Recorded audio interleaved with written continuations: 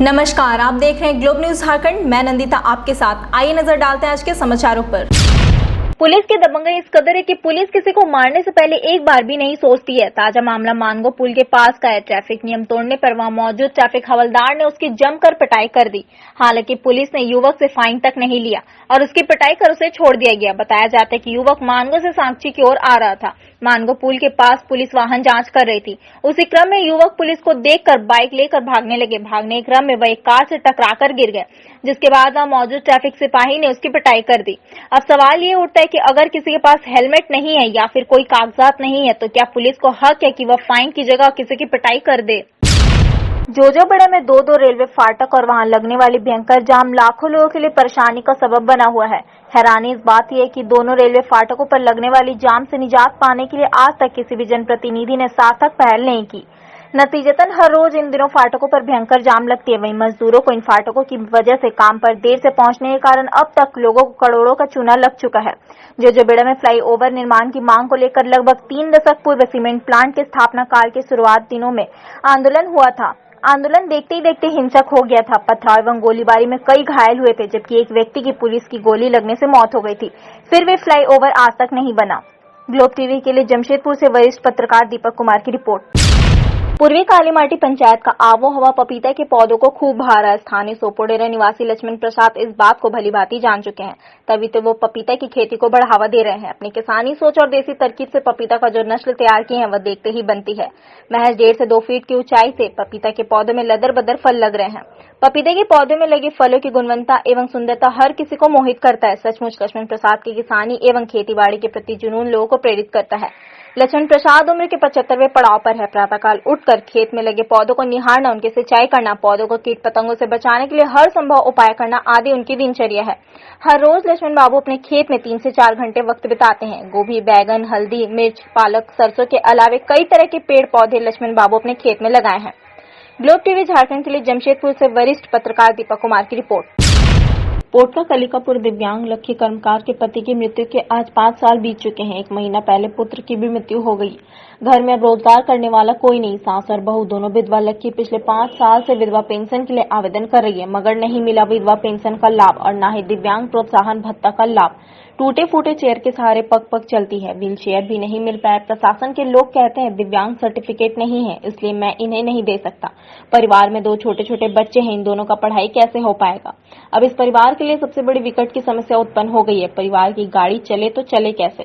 ऐसे गरीब परिवारों के लिए सरकार को कुछ वैकल्पिक व्यवस्था करनी चाहिए ताकि इन परिवारों को राहत पहुंचाया जा सके। परिवार का एकमात्र सहारा है राशन कार्ड से चावल मिल जाता है, बस इसी से जिंदगी चल रही है। तो এখানে আমি আবেদন জানাই করে আপনারা মানে ওরা পাঠাইছেন ওই হিসাবে বলছেন হুইল চেয়ার দরকার আর পেনশন দুও লোকের স্যার এই জন্য দরকার যে বাচ্চাগুলোকে আমি বুড়ি মাকে দেখিব কি করে ও করে আমাকে পেনশনটাটুকু সাউরি বউ লাগু করে দেন যে जिससे আমি ওইগুলোকে মানুষ করতে পারবো।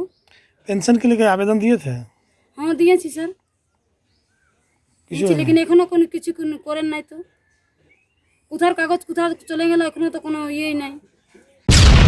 जमशेदपुर के गोलमुरी थाना क्षेत्र की रहने वाली एक महिला पिंकी ओझा ने अपने पति पर खुद को बेचने का आरोप लगाते हुए जिले के एसएसपी से मिलकर न्याय की गुहार लगाई है। पीड़ित युवती ने बताया कि पैसे के लालच में उसका पति गैर मर्द के साथ सोने की बात कहता था। जब पीड़ित युवती ने इसका विरोध किया तो पति के परिवार वालों ने युवती के साथ मारपीट करने की कोशिश की।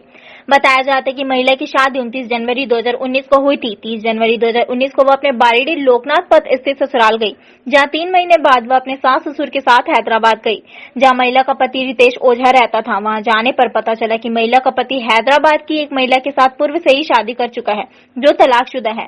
महिला ने बताया कि उस महिला को पति ने अपने फ्लैट पर किराए पर रखा है। भेद खुलते ही महिला के ससुराल वाले महिला पर दहेज के पैसे लाने का दबाव बनाने लगे। वहीं एसएसपी ने महिला की शिकायत पर जांच कराते हुए कार्रवाई का भरोसा दिलाया है। जी सर, ये मेरी मीडिएटर थी, लेकिन उनको भी ये सब नहीं पता था क्योंकि वो मेरी जान पहचान थी सर। उनके घर उन लोग आते थे बार रिश्ता लेके सर। मेरी अरेंज मैरिज है सर, लव मैरिज नहीं है जो मेरे साथ ये सब हुआ है। आज ये मेरे साथ हुआ है, कल किसी और लड़की के साथ होगा। फिर प्रशासन ये करते रहेगी कि कोई मर जाए तब उनको न्याय देगी कि अभी न्याय देगी। वो अभी तक क्यों नहीं अरेस्ट हुआ है, मेरे को ये जानना है सर। मेरा पूरा लाइफ बर्बाद हो गया है, मेरा सर्टिफिकेट कुछ नहीं है मेरे पास सर, मेरा यहाँ तक के डॉक्यूमेंट सब नहीं है सर। मेरा गहना, मेरा सब चीज वो लोग जब्त कर लिया सर। हम आगे कैसे बढ़े सर? मेरे पास कुछ नहीं है जिससे हम आगे बढ़ सके। अभी कहाँ आए हैं? अभी हम अपनी मम्मी के घर में, मेरी मम्मी का तबियत भी खराब रहता है सर, वो हार्ट की पेशेंट है। सर के पास rail DIG Shailendra Kumar Sinha Tatanagar rail पुलिस अधीक्षक कार्यालय पहुंचे और रेल एसपी समेत पुलिस पदाधिकारियों के साथ एक विशेष बैठक की, जहां उन्होंने लंबित मामलों के त्वरित निष्पादन को लेकर कई आवश्यक दिशा निर्देश दिए। एक दिन पूर्व रेल डीआईजी ने चकदरपुर में भी पदाधिकारियों के साथ बैठक कर लंबित कांडों की समीक्षा की, साथ ही यह भी जाना कि किन कारणों से मामला लंबित है। इस दौरान पदाधिकारियों को कई आवश्यक दिशा निर्देश दिए। दूसरे दिन टाटानगर में भी इनके द्वारा लंबित कांडों की समीक्षा की गई। तो गाइडलाइंस इतने ही हैं जो कि सरकार की गाइडलाइंस है कि कोरोना अभी गया नहीं है, तो जो भी सरकार की गाइडलाइंस के हिसाब से आपको प्रिवेंटिव मेजर्स लेने हैं वो अपनाते हुए भी आप अपने कर्तव्यों का निष्पादन करेंगे।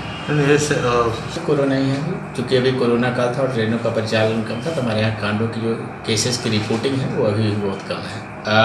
अन्य जिलों में भी पदाधिकारियों की कमी थी, लेकिन लास्ट ईयर जो 2500 सब इंस्पेक्टर की बहाली हुई वो अभी जिले में बलतान में ट्रेनिंग में है, तो उनका जब पदस्थापन होगा तो निश्चित तौर पे हमें भी पदाधिकारियों की जो भी किल्लत झेलनी पड़ रही है उस समस्या का निदान हो जाएगा। तो कल मैं और जो एसपी साहब हैं हम लोग डीआरएम चकधरपुर से भी मिले थे, तो उनके द्वारा भी आश्वासन दिया गया और संभवतः काम शुरू भी करा दिया गया है कि जो बैरक है हमारे कर्मियों की जो बेसिक नीड्स है वो रियली बहुत ख़राब है, इंफ्रास्ट्रक्चर नहीं है, तो उनके द्वारा आश्वासन दिया गया है और काम प्रारंभ भी करा दिया गया है कि नहीं आप लोग का जो बेसिक इंफ्रास्ट्रक्चर है उसको हम पूरा करेंगे।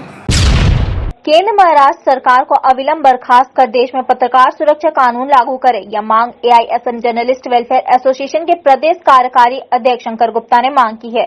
उनका कहना है कि मुंबई पुलिस द्वारा एक वरिष्ठ पत्रकार को अपराधियों की तरह गिरफ्तार करना गलत है और मामले की उच्च स्तरीय जांच होनी चाहिए और राज्य सरकार को बर्खास्त की जानी चाहिए। रिपब्लिक भारत के पत्रकार अर्नब गोस्वामी की रिहाई की मांग को लेकर एआईएसएम जर्नलिस्ट वेलफेयर एसोसिएशन के प्रदेश अध्यक्ष शंकर गुप्ता के नेतृत्व में पोटका क्षेत्र के हाथा में पत्रकार, साहित्यकार एवं बुद्धिजीवी एकजुट हुए। महाराष्ट्र सरकार व पुलिस प्रशासन के द्वारा अर्नब गोस्वामी पर हो रहे अत्याचार और गिरफ्तारी का पूरे भारतवर्ष में जमकर विरोध हो रहा है। आज एआईएसएम जर्नलिस्ट वेलफेयर एसोसिएशन के द्वारा भी महाराष्ट्र सरकार के काले कानून विरोध करते हुए पत्रकार अर्नब गोस्वामी की रिहाई की मांग की। इस मौके पर एआईएसएमजेडब्ल्यू पत्रकार संघ के प्रदेश कार्यकारी अध्यक्ष शंकर गुप्ता ने अर्नब गोस्वामी पर हो रहे अत्याचार व दुर्व्यवहार की घोर निंदा की है। देश के प्रधानमंत्री, राष्ट्रपति और गृह मंत्री को हम लोग ट्वीट करके कड़ा विरोध जताए हैं कि अविलंब महाराष्ट्र सरकार को बर्खास्त किया जाए और राष्ट्रपति शासन लागू किया जाए। महाराष्ट्र पुलिस रिपब्लिक भारत पर जो कि बदले की भावना को लेकर अर्नब गोस्वामी को गिरफ्तार किया गया है, जो कि गलत है। और एक पत्रकार को इस तरह से बड़े पैमाने पर एक सुबह ही 6:30 बजे उसके घर पर आकर धावा बोलना और उसके साथ मारपीट करना, उसके परिवारों के साथ मारपीट करना काफ़ी दुखद घटना है। सच्चा, ईमानदार और राष्ट्रभक्तों को इस तरह से गिरफ्तार करना सच्चाई को दमन करने के बराबर है। इसीलिए उनकी गिरफ्तारी को हम लोग विरोध करते हैं कि तुरंत उनको रिहाई किया जाए। अगर उनको रिहाई नहीं करेंगे तो सारा देशव्यापी सारा पत्रकार, बुद्धिजीवियों, ज्ञानी, शिक्षित सभी वर्गों की ओर से पूर्ण रूप से विरोध होगी। और इसीलिए हम लोग का अनुरोध है कि तुरंत अर्नब गोस्वामी को रिहा किया जाए। पत्रकार, साहित्यकार जो है चौथे स्तंभ है, उसको आज़ादी है। अगर इस आज़ादी में हस्तक्षेप करे ये संविधान का खिलाफ है। इसलिए हम लोग जैसे देख रहे हैं कुछ दिनों से महाराष्ट्र में कोई संविधान नहीं है, कोई आईन कानून नहीं है, कोई सुरक्षा नहीं है। वो जितना भी काम कर रहे हैं बदले के भावना से कर रहे हैं। पोटका कलिकापुर पंचायत के उत्क्रमित मध्य विद्यालय दुधकुंडी में शिक्षक द्वारा बच्चों को ज्ञाता कुदाली से कार्य कराने के मामले में विधायक प्रतिनिधि शंकर मुंडा पोटका बीडीओ से मिले और शिक्षक के ऊपर कड़ी से कड़ी कार्रवाई करने की मांग की। उत्क्रमित मध्य विद्यालय के शिक्षकों द्वारा मिट्टी कोड़ने का कार्य कराया जा रहा था। मीडिया की नजर जब इस पर पड़ी तो मामले को प्रमुखता के साथ दिखाया गया तो प्रशासन हरकत में आई और जाँच का निर्देश दे दिया गया, जिसके बाद पोटका विधायक संजीव सरदार के जनप्रतिनिधि शंकर मुंडा एक प्रतिनिधि मंडल के साथ पोटका पीओ से मिले और शिक्षक के ऊपर इस तरह के कार्य किए जाने पर नाराजगी जताते हुए कठोर से कठोर कार्रवाई करने की मांग की।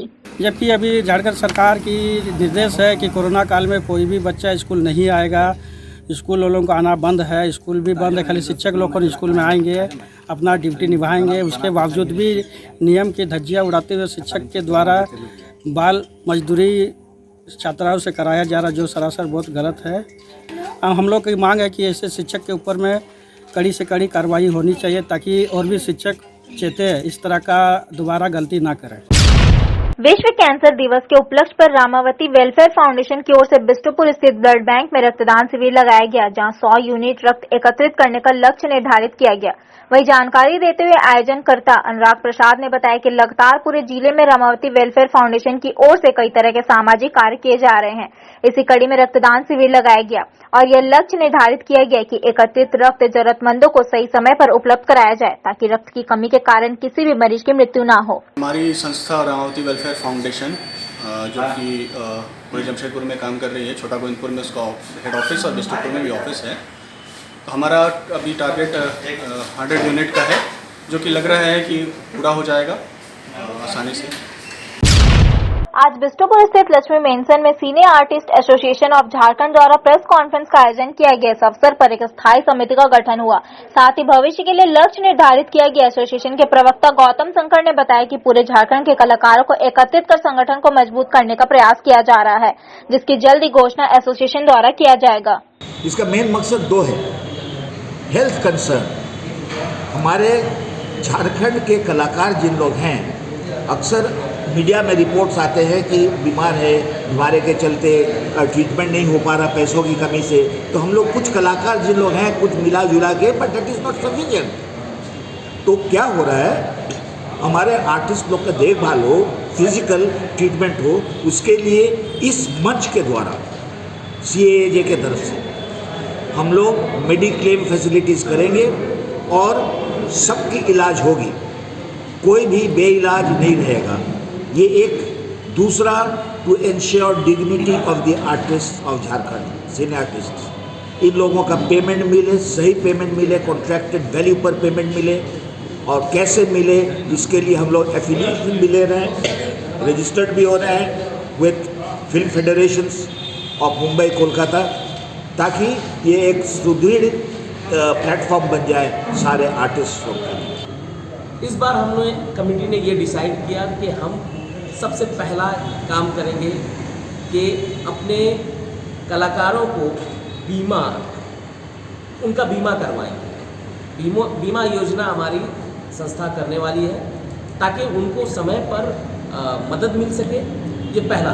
दूसरा, उनके राइट्स को लेकर के है कि जो आपके राइट्स बनते हैं एज एन एक्टर, तो उनके क्या राइट्स हैं, उनके पेमेंट को लेकर के जो इशू है उसको शॉर्ट आउट हमारी एसोसिएशन करेगी।